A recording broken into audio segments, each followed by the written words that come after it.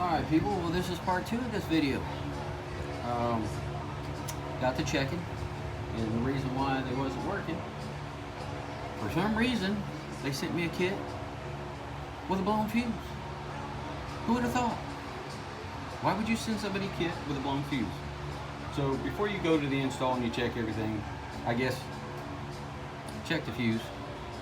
I put everything back like it said, the white wire to the green, the black to the tan, and well,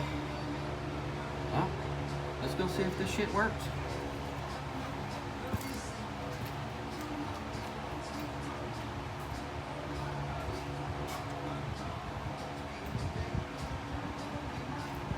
Alright, low beams.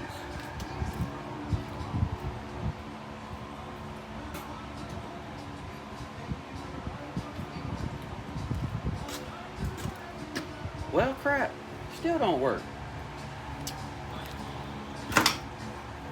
Let me check this fuse again and see if it blew in. And it did.